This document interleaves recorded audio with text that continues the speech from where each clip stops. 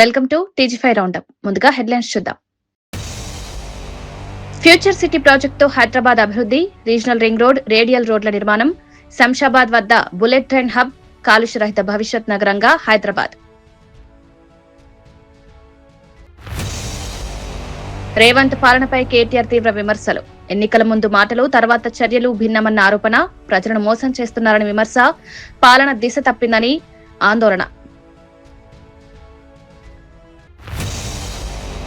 తెలంగాణ 10వ తరగతి ఫలితాలు విడుదల. 5.17 లక్షల మంది విద్యార్థుల ఫలితాలు. డిజిటల్ విధానంలో ఫలితాల విడుదల.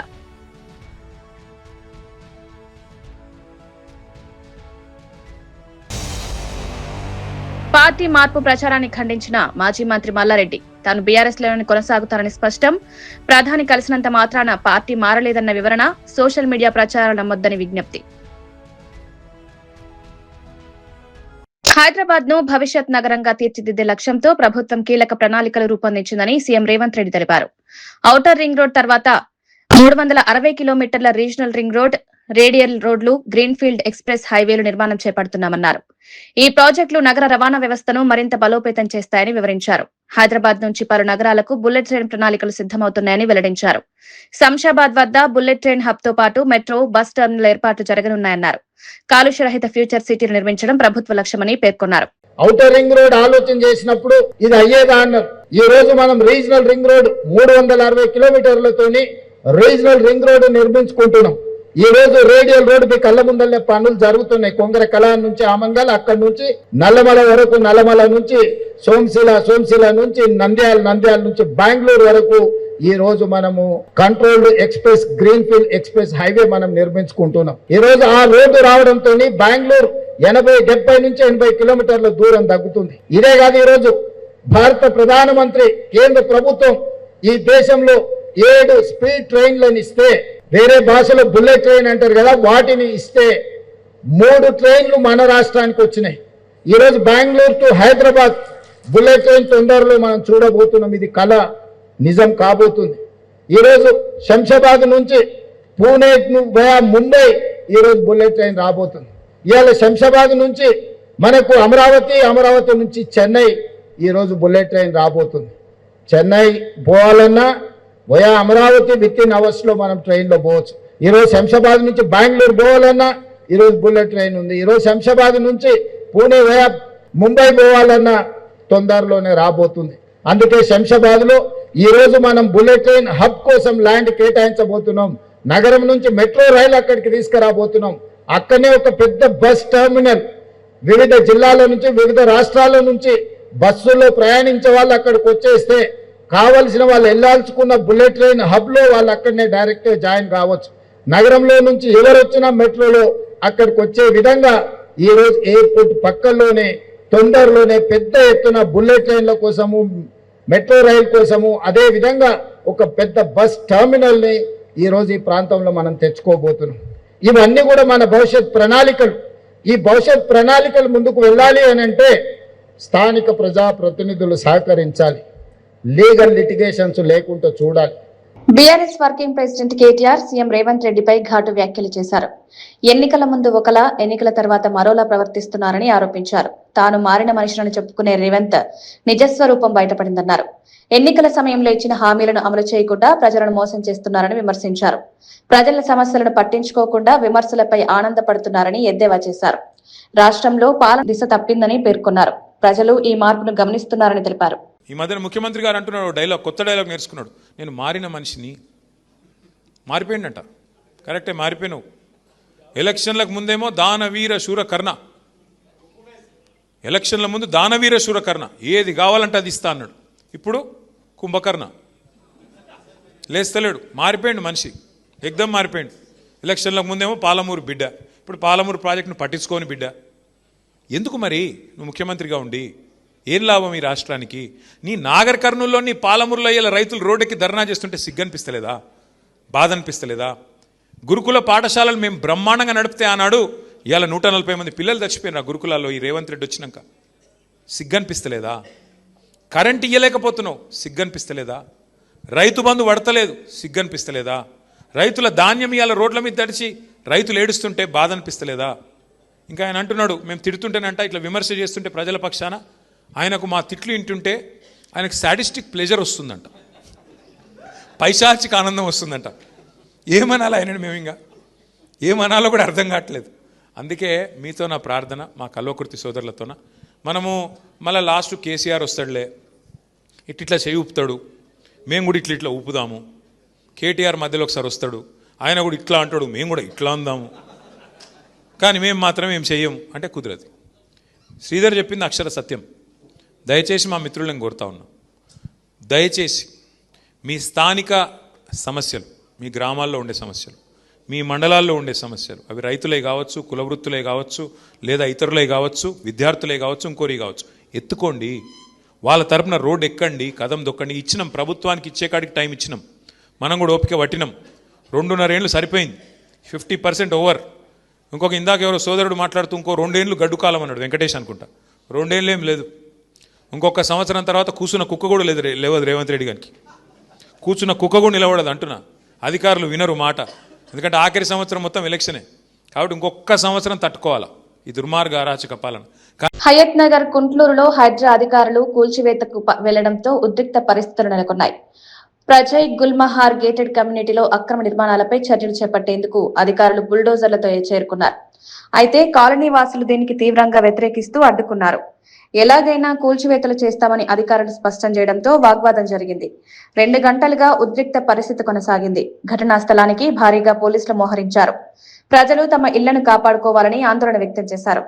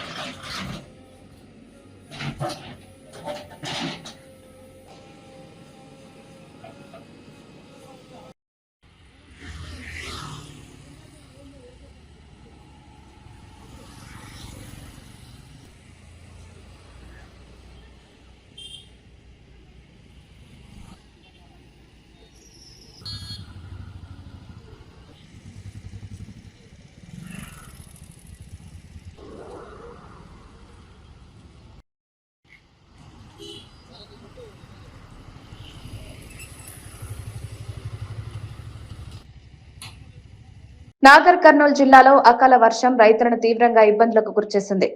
ఉరుములు మెరుపులతో కూడిన వర్షం కారణంగా మార్కెట్ యార్డుల్లో నిల్వున్న మొక్కజొన్న ధాన్యం తడిసి నష్టపోయింది. ఇప్పటికే ప్రభుత్వం కొనుగోలు చేయకపోవడంతో రైతులు ఆందోళన చెందుతున్న సమయంలో ఈ వర్షం మరింత నష్టం కలిగించింది. పంట చేతికొచ్చిన సమయంలో తడవడంతో తీవ్ర నష్టాలు ఎదురవుతున్నాయని రైతులు ఆవేదన వ్యక్తం చేస్తున్నారు. తడిసిన పంటను కూడా ప్రభుత్వం కొనుగోలు చేయాలని డిమాండ్ చేస్తున్నారు. 15 రోజులుగా మార్కెట్ చుట్టూ తిరిగినా కొనుగోలు జరగలేదని రైతులు వాపోతున్నారు.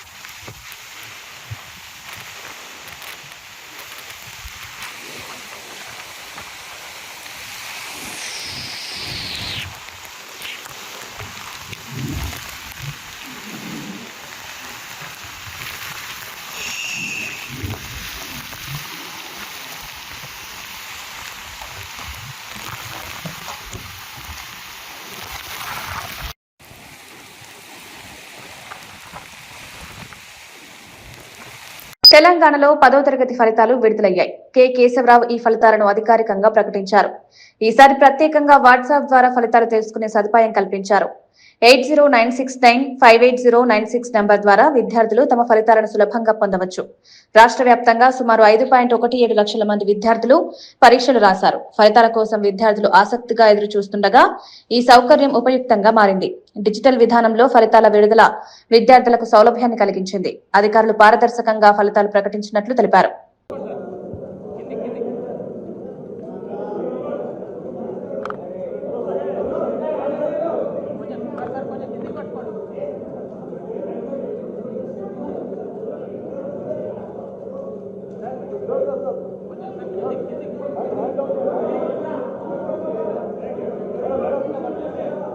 There are more than 5,731 schools. అక్కడ నోట్కి నోట్ శాతం పిల్లలు పాస్ అయ్యారు. దాంట్లో మాత్రమే ఒక 6 స్కూల్స్ ప్రైవేట్ స్కూల్స్ ఉన్నాయి. అక్కడ ఒక్క పిల్లవాడు కూడా పాస్ కాలేదు. ఇదే విధంగా Mulugu district recorded the highest pass percentage and Hyderabad district with 89.23 the lowest.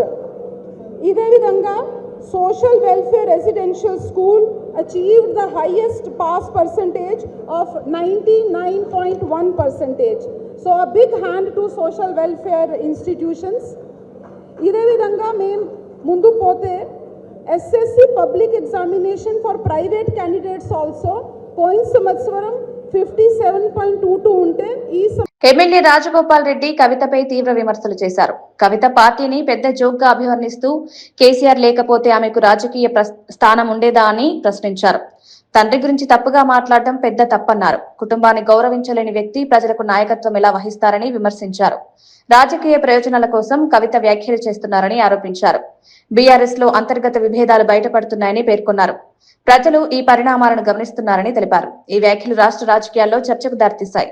KCR బిడ్డ ఒక ఉద్యమకారుని డాటరు, తెలంగాణ రాష్ట్రం ఏర్పాటులో కీలక పాత్ర పోషించిన కేసీఆర్ బిడ్డ అయ్యుండి ఈ రోజు వరకు వాళ్ళ కుటుంబానికి కేసీఆర్ కవితకైనా హరీష్ రావుకైనా కేటీఆర్ కైనా వాళ్ళందరికీ ఎవరి ద్వారా గుర్తింపు వచ్చింది? కేసీఆర్ ద్వారా. కేసీఆర్ లేకుండా కవిత ఎక్కడుంది? అది ఒక కుటుంబంలో ఆధిపత్య పోరు కాస్త బయటకు వచ్చి పార్టీ పెట్టింది. నిజంగా ఇది ఒక పెద్ద జోక్ కవిత పార్టీ అంటే. కేసీఆర్ తెలంగాణ రాష్ట్ర ఏర్పాటులో కృషి చేసిన వ్యక్తి. అటువంటి వ్యక్తిని స్వయాన కూతురే ఆ విధంగా మాట్లాడడం అనేది డెఫినెట్ గా ఆమె మొట్టమొదటి సమావేశంలోనే తప్పు చేసింది. దాంతో తెలంగాణ ప్రజలందరూ కూడా ఆలోచించుకుంటారు ఏమని. ఇక తండ్రిని గౌరవించుకోలేని మనిషి ప్రజలకు తల్లి ఎట్లయితుంది? ఇదైతే నేను తీవ్రంగా బాధతో చెప్తున్నా. చాలా తప్పు మాట్లాడింది కవిత. నీకు మీ అన్నతోడు కోపం ఉండొచ్చు, నీకు అధికారం కావాలని ఆశ ఉండొచ్చు, అంతేగాని దానికోసం నువ్వు ఫైట్ చేస్తే తప్పులేదు. కానీ నువ్వు మీ సొంత కన్న తండ్రినే ఆ మాట అనడం, నీవేదో చేస్తా తెలంగాణలో అని అంటే నువ్వు ఎవరు నమ్ముతారు? నేను అసలు యాక్చువల్గా క్లారిటీగా ఇంతవరకు మాత్రం లిక్కర్ కుంభకోణంలో క్లీన్ చిట్ ఎక్కడొచ్చింది? మద్యం కుంభకోణం విషయంలో కోర్టు ఇంకా పెండింగ్లే ఉన్నది. దానికి మంచి ఆధారాలు కూడా ఉన్నాయి.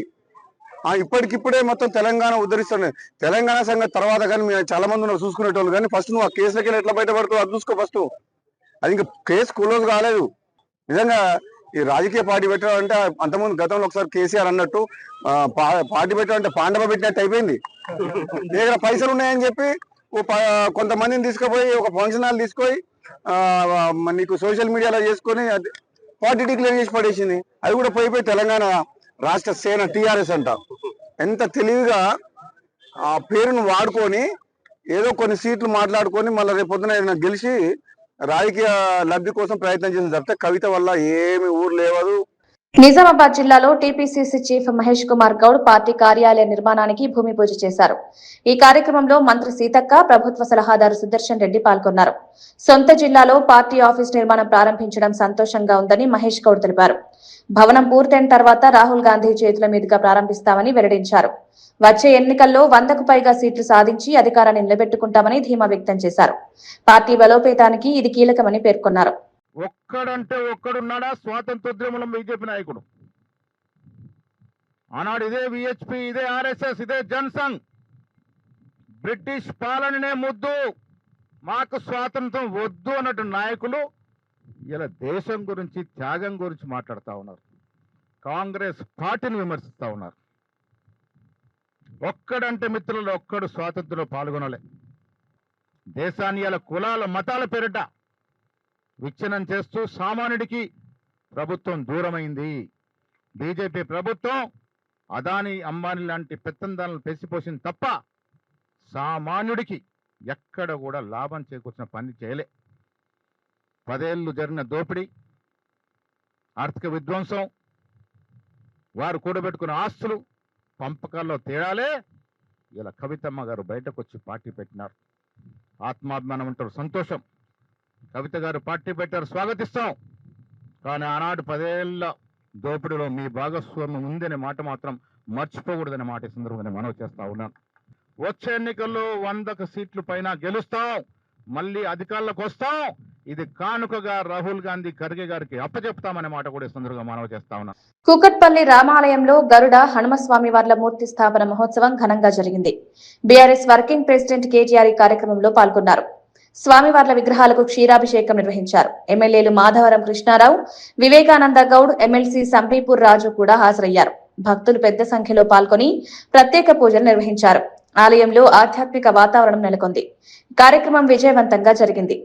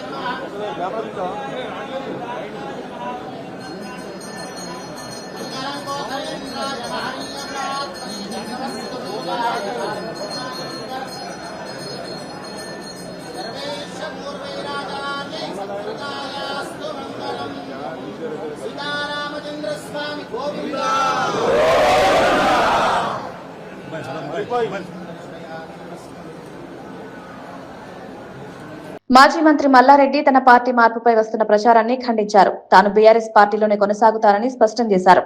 ప్రధానమంత్రిని కలిసినంత మాత్రాన పార్టీ మారినట్లు కాదన్నారు. సోషల్ మీడియాలో వస్తున్న వార్తలు అవాస్తవమని పేర్కొన్నారు. తన రాజకీయ భవిష్యత్తుపై ఎలాంటి సందేహం లేదన్నారు. ప్రజలు అపోహలకు లోను కాకూడదని సూచించారు. రాజకీయంగా బీఆర్ఎస్ కు కట్టుబడి ఉన్నానని వెల్లడించారు. ఈ వ్యాఖ్యలు పార్టీ వర్గాల్లో చర్చకు దారితీశాయి.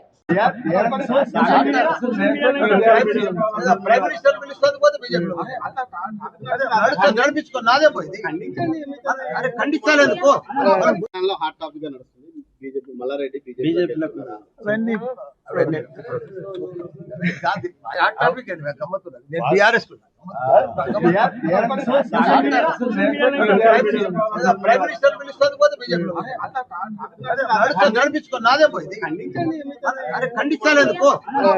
మా టింకు గౌడ్ మా తెలంగాణలో ఒక ఆదర్శ పురుషుడు. నా పేరు నిలబెట్టిండు, నా దత్తపుత్రుడు. ఎందుకంటే ప్రతి పండుగ బోనాలు వచ్చినా, బతుకమ్మ వచ్చినా, సంక్రాంతి వచ్చినా, శివరాత్రి వచ్చినా ప్రతి పండుగ పిల్లలతోటి కానీ ఆడబిడ్డలతోటి కానీ ప్రతి ఒక్కరికి కూడా ఆ పండుగ వాళ్ళతో పంచుకొని పెద్ద. భారత మాజీ క్రికెట్ కెప్టెన్ సౌరవ్ గంగూలీ కోలకత్తాలో తన ఓటు హక్కును వినియోగించారు. బెహలాపుర్పా నియోజకవర్గంలో జరుగుతున్న అసెంబ్లీ ఎన్నికల్లో కుటుంబ సభ్యులతో కలిసి ఓటు వేశారు. ఓటు వేసిన అనంతరం ప్రజలకు కీలక సందేశం ఇచ్చారు. ప్రజాస్వామ్యంలో ప్రతి ఒక్కరూ భాగస్వాములు కావాలని పిలుపునిచ్చారు. బాధ్యతగా ఓటు వేయడం ప్రతి పౌరుడి కర్తవ్యమన్నారు. ఎన్నికలు ప్రజల భవిష్యత్తు నిర్ణయిస్తాయని తెలిపారు. ప్రజలు తప్పనిసరిగా ఓటు హక్కు వినియోగించుకోవాలని సూచించారు.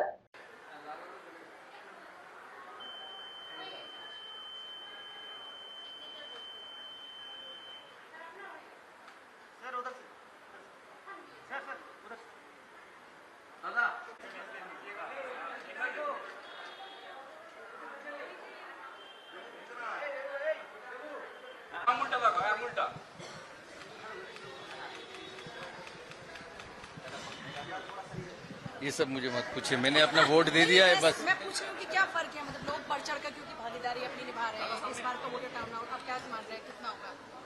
देखते हैं, शाम तक पता चलेगा। बट प्रीवियस फेज में भी बहुत सारे हुए थे, 90% के ऊपर। तो देखते हैं, आज शाम तक पता चलेगा।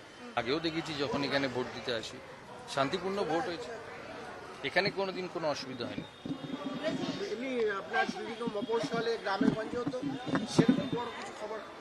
ভালো তো, ভালো তো। ఫ్యూచర్ సిటీ ప్రాజెక్టుతో హైదరాబాద్ అభివృద్ధి, రీజనల్ రింగ్ రోడ్, రేడియల్ రోడ్ల నిర్మాణం, శంషాబాద్ వద్ద బుల్లెట్ ట్రైన్ హబ్, కాలుష్య రహిత భవిష్యత్ నగరంగా హైదరాబాద్. రేవంత్ పాలనపై కేటీఆర్ తీవ్ర విమర్శలు. ఎన్నికల ముందు మాటలు, తర్వాత చర్యలు భిన్నమన్న ఆరోపణ. ప్రజలను మోసం చేస్తున్నారని విమర్శ. పాలన దిశ తప్పిందని ఆందోళన. తెలంగాణ 10వ తరగతి ఫలితాలు విడుదల. 5.17 లక్షల మంది విద్యార్థుల ఫలితాలు. డిజిటల్ విధానంలో ఫలితాల విడుదల.